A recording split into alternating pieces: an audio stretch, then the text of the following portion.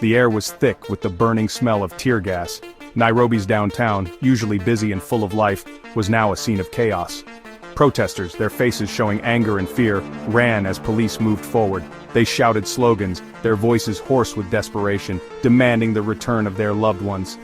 These weren't criminals or enemies of the country. They were everyday Kenyans, their voices now joined together against a scary wave of kidnappings. It was December 30th, 2024. What should have been a time for quiet thought and celebration as the year ended had become a nightmare for many Kenyans. The happy holiday feeling was replaced by a clear tension, a shared fear that spread through the streets of Nairobi and beyond. The reason? A frightening increase in kidnappings that had gripped the nation, leaving families heartbroken and communities living in fear.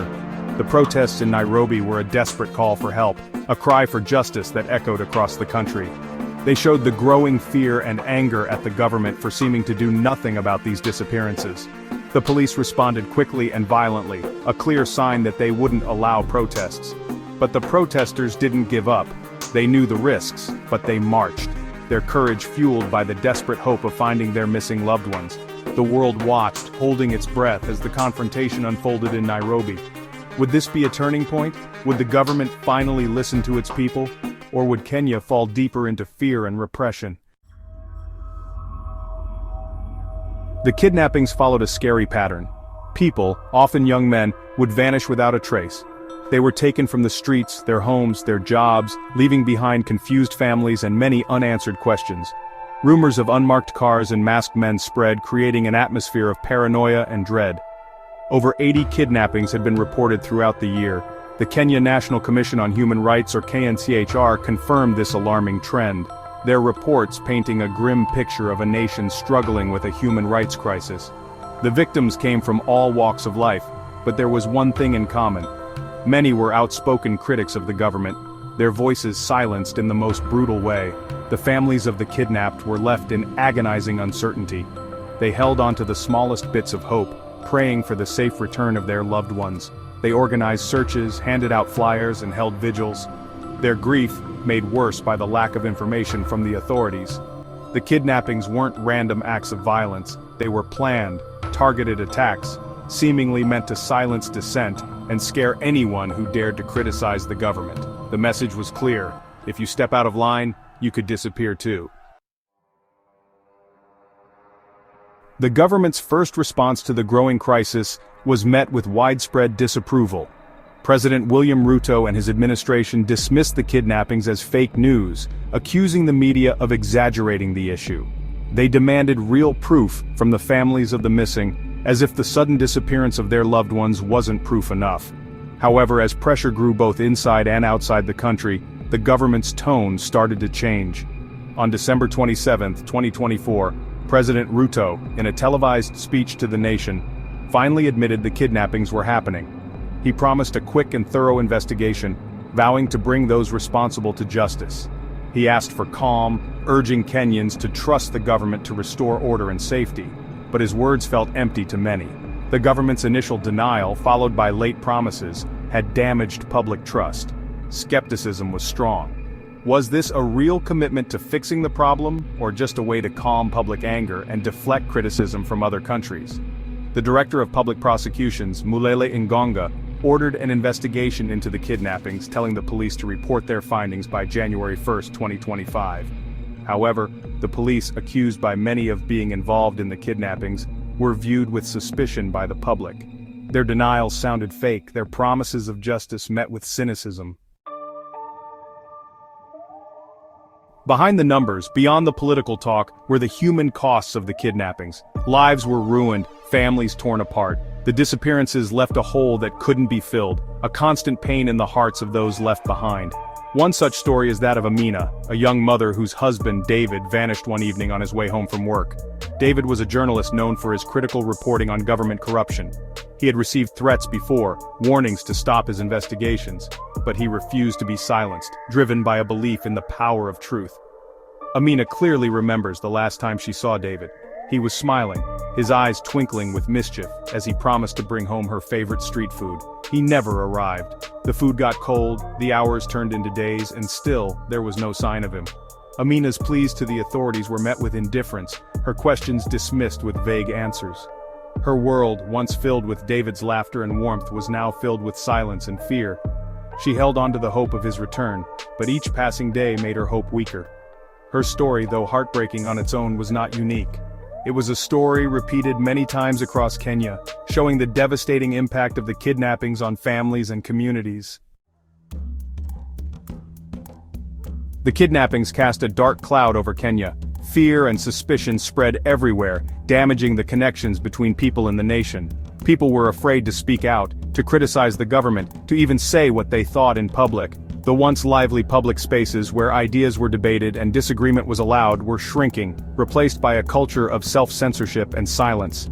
The hashtag #MondayIsMonday trended on X, formerly known as Twitter, a digital cry for help that resonated with thousands of Kenyans. Social media became a place for sharing information, organizing protests, and showing support for the families of the kidnapped. But it also showed the growing division within Kenyan society, with accusations and counter-accusations flying between government supporters and critics. The kidnappings had exposed deep cracks within Kenyan society, raising uncomfortable questions about the rule of law, the role of the security forces, and the government's commitment to protecting the rights of its citizens. The very foundation of Kenya's democracy, carefully built over decades, seemed to be shaking. For many Kenyans, the kidnappings brought back scary memories of a dark time in their nation's history. The rule of President Daniel Arap Moi, which lasted over 2 decades, was marked by widespread human rights abuses. Enforced disappearances, unlawful arrests, and torture were common ways of silencing dissent and holding on to power. The current wave of kidnappings, though smaller in scale, seemed to signal a dangerous return to those dark times. It raised worries that the hard-won gains in human rights and democratic freedoms were being lost. The similarities were too clear to ignore, fueling a sense of dread among many Kenyans. The government's denials and attempts to downplay the issue only made these fears stronger. The lack of accountability, the freedom from punishment enjoyed by those in power, and the silencing of dissenting voices were all too familiar. It was a stark reminder that the ghosts of Kenya's past were not easily forgotten. The situation in Kenya needed a strong international response. The international community could not stand by and do nothing while a nation struggled with a human rights crisis of this size. Staying silent would be the same as being involved. Human rights organizations, both inside Kenya and around the world, played a crucial role in recording the kidnappings, giving legal help to victims and their families, and advocating for justice. Their work was essential in shining a light on the abuses, raising awareness internationally, and pressuring the Kenyan government to act. The United Nations, through its various human rights mechanisms, had a responsibility to investigate the kidnappings, hold those responsible accountable, and ensure that Kenya followed its international human rights obligations. Targeted sanctions against individuals believably linked to the kidnappings could be an effective way to send a strong message that such abuses would not be tolerated. The fight for justice was far from over. The families of the kidnapped deserved answers. They deserved to know what happened to their loved ones. They deserved to see the perpetrators brought to justice. The protests that erupted in Nairobi and other parts of Kenya showed the strength of the human spirit. They were a powerful reminder that even when faced with fear and intimidation, the pursuit of justice would not be silenced. The families of the kidnapped, despite their grief and uncertainty, showed remarkable courage and determination. They refused to be silenced. They marched, they protested, they demanded answers. They became a powerful symbol of hope, a reminder that even in the darkest of times, people yearn for justice. The fight for justice wasn't just about holding those responsible accountable. It was about making sure such terrible things never happened again. It was about protecting the hard-won gains in human rights and democratic freedoms. It was about building a Kenya where all citizens felt safe, where their rights were respected, and where justice prevailed. The situation in Kenya was dire. The kidnappings had cast a dark cloud over the nation, shaking the very foundation of its democracy. But even with the fear and uncertainty, there were small signs of hope. The courage of the families of the kidnapped, their unwavering pursuit of justice was inspiring. The support shown by ordinary Kenyans, their willingness to speak out against injustice, was a testament to the enduring spirit of the nation. The work of human rights defenders both inside Kenya and around the world provided vital support and advocacy. The international community, through its condemnation of the kidnappings and its calls for accountability, had a crucial role to play in ensuring that justice was served. The fight for a just and fair Kenya, where the rights of all citizens were respected and protected, was far from over. It would be a long and difficult journey, full of challenges and setbacks. But the human spirit, with its inherent desire for freedom and justice, had an unyielding capacity for hope.